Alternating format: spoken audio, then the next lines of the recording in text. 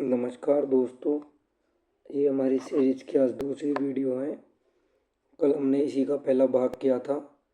ये वार्डन के मेल के 24/11/2025 का क्वेश्चन पेपर है डीएसएसबी का, जो 1 से 3 की शिफ्ट में हुआ था। कल हमने इसके 20 सवाल करे थे, आज हम इसके 20 सवाल करेंगे। मतलब 20 तो नहीं, 15-16 सवाल करेंगे। हम कॉम्प्रिहेंशन को भी छोड़ के चल रहे हैं, क्योंकि कॉम्प्रिहेंशन में क्या चीज़ें उधर उधर होती हैं, और जो ये मुहावरे हैं, जो शब्दावली हैं, ये लोग आप लोगों के लिए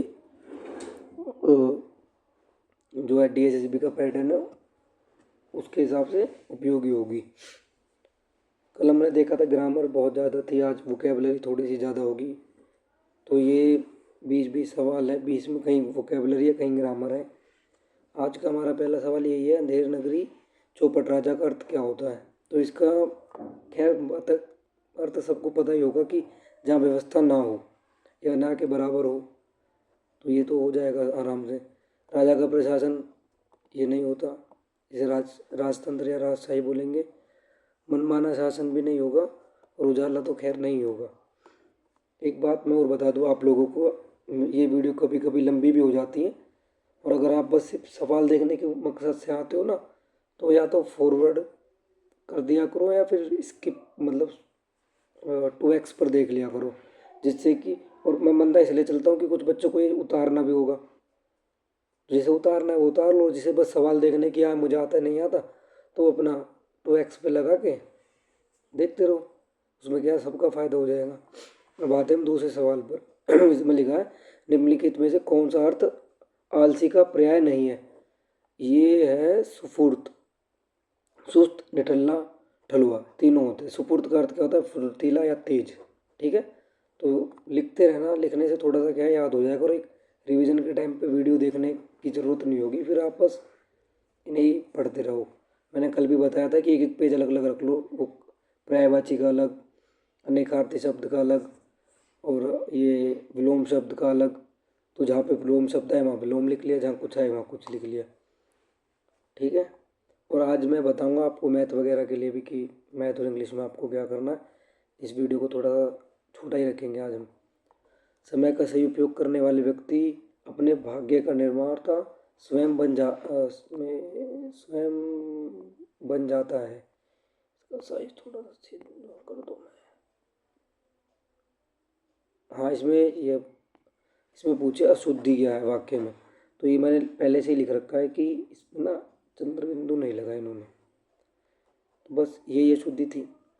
अगला आ जाते हैं, आशय का तत्सम रूप कौन सा है। पहले तो ये देखो, तत्सम होते संस्कृत के शब्द, जो के त्यों इस्तेमाल होंगे, और तद्भव होंगे बदला हुआ रूप। तो आशय का तत्सम है, इसका आंसर होगा आसरा। हमारा अगला सवाल है, निम्न में गेह शब्द का पर्यायवाची नहीं है। गेह का अर्थ होता है निवास स्थान। अब निकेतन भी घर ही होता है, भवन और सदन, पर दरवाजा नहीं होता, तो ये करेक्ट ऑप्शन हो गया। निर्दय का विपरीतार्थक शब्द होगा। निर्दय जो किसी पर दया ना करे, और सदय जो दया करे। अब अभय का मतलब जो डरता ना हो, उसका विपरीतार्थक हो जाएगा भय। हृदय का कुछ नहीं मिला मुझे, और निर्भय का फिर भय ही हो जाएगा। ये दोनों एक ही है, पर इसके लिए करेक्ट यही है। और हमारा 7वां क्वेश्चन क्या था, दिए गए विकल्प में निम्नलिखित मुहावरे का सटीक अर्थ चुनिए। हाथ मारना, छीन लेना। बाकी कोशिश करने से कोई अर्थ नहीं है, प्राप्त होने से कोई अर्थ नहीं है, परेशान करना कोई अर्थ नहीं है, इन्हें लिख लेना। 8वां क्वेश्चन हमारा, श्रृंग का तद्भव रूप कौन सा है। श्रृंग का है सिंह, शेर के श्रृंग, गाय के श्रृंग, और गाय के सिंह। इसमें वैसे तो ये तीनों एक जैसे ही लग रहे हैं। यहाँ खेल सारा उसका है, वर्तनी का। जिसको सही वर्तनी पता होगी वो ये लगाएगा, बाकी कुछ होंगे मुझ जैसे गरीब, कभी कभी गलती कर देते हैं। निम्नलिखित में से नग का निखार्थी शब्द कौन सा है। नग का पर्वत, रत्न, सूर्य, सर्प, सर्प मतलब सांप, संख्या, वृक्ष, ये होते नग के अनेकार्थी शब्द। चंद्रमा नहीं होता, रात्रि नहीं होती, दिवस नहीं होता, ये तो एक दूसरे के विपरीत है वैसे। तो पर्वत का नग का है पर्वत, मेरे साथ बोलो एक बार। पर्वत, रत्न, सूर्य, सर्प, संख्या, वृक्ष, और भी होते हैं बहुत सारे इंपॉर्टेंट मैंने लिखवा दिए। निम्नलिखित रास्ता दुर्गम है, सावधानी से चले। वही वर्तनी, ऊ की मात्रा में अंतर है, ये वाली सही है। वर्तनी भी है मतलब इसमें। यहाँ हाथ और टैक्स किस शब्द के निखारती है? कर के है। टैक्स का मतलब कर होता है, ये तो पता ही है, आप लोगों को भी पता होगा। राजपूत का तत्सम सब रूप कौन सा है? राजा का सॉरी राजपुत्र अर्थात राजा का पुत्र, राजकुमार, राजा का कुमार। तो वैसे इसके साथ जाएगा राजपूत का हो जाएगा राजपुत्र। ठीक है, एक बार ये हो जाएगा इसका। दिए गए विकल्पों में से थोक का सटीक विलोम शब्द क्या है?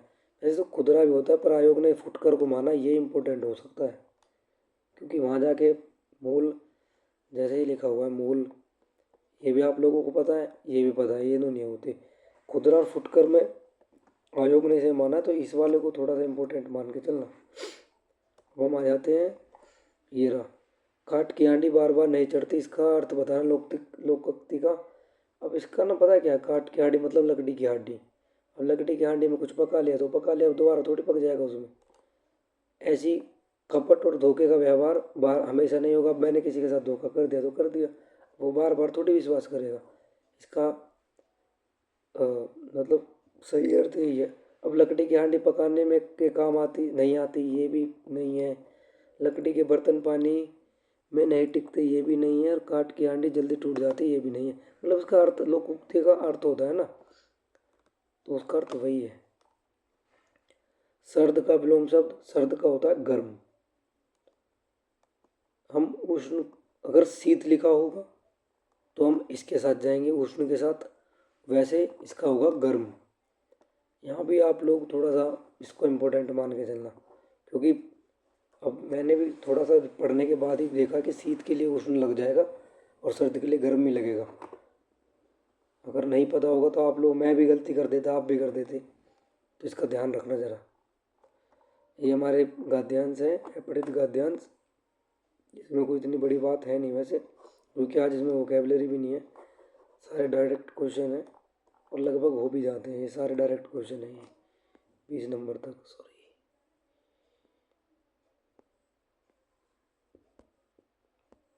तो ये आज यहीं ख़त्म करते हैं हम इसको। बाकी मैं आप लोगों को बता रहा था कि मैथ के लिए क्या करना है। मैथ के लिए एक यूट्यूब पे चैनल है, अभी बताता हूँ मैं आपको, नाम देखो एक बार, चिराग सैनी, CHIRAG,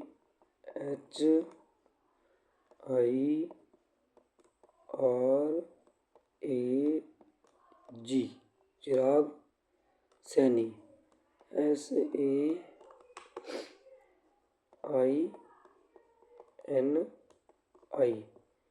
यहाँ तो आप मैथ के लिए चले जाना, मेरी तरह ही वो प्रीवियस क्वेश्चन ही करा रहे हैं।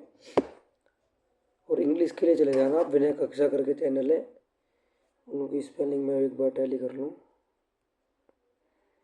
विनय कक्षा, वैसे तो विनय कक्षा का नाम आप लोगों ने अगर DSSB को देख रहे हो तो पता ही होगा। ये दो गए हमारे मैथ के लिए,